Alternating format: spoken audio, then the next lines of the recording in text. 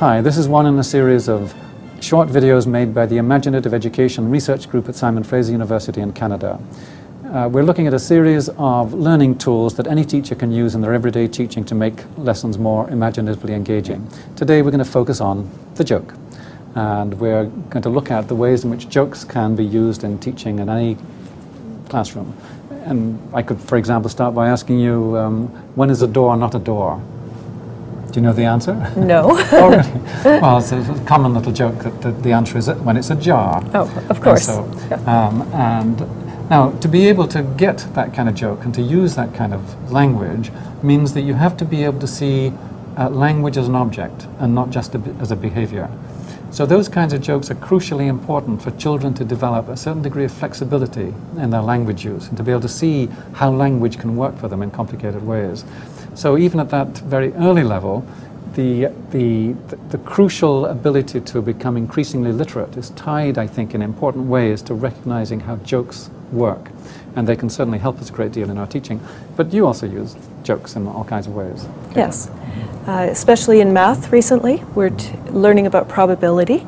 And in the textbook, they learn about how many trout in the lake. And all the students just look bored.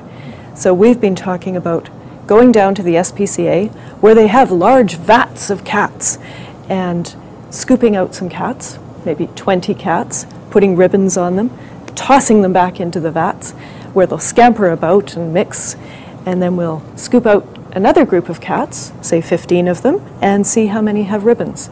And using that ratio, we will be able to determine what the total population of cats in the vats are. Ah. And while we do this, we laugh a lot and we rhyme and we figure out what the actual concept is behind the mathematical formula for total population. Oh, interesting.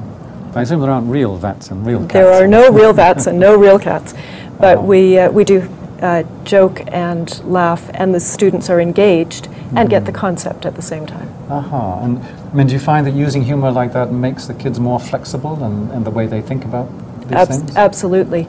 Many of the students want to just memorize what's in the textbook and get it over with, and this way it becomes a real skill that they develop. And more fun for you too, I guess. Absolutely. Thank you, Caitlin. If you would like to see more examples of this, please go to the Imaginative Education Research Group website.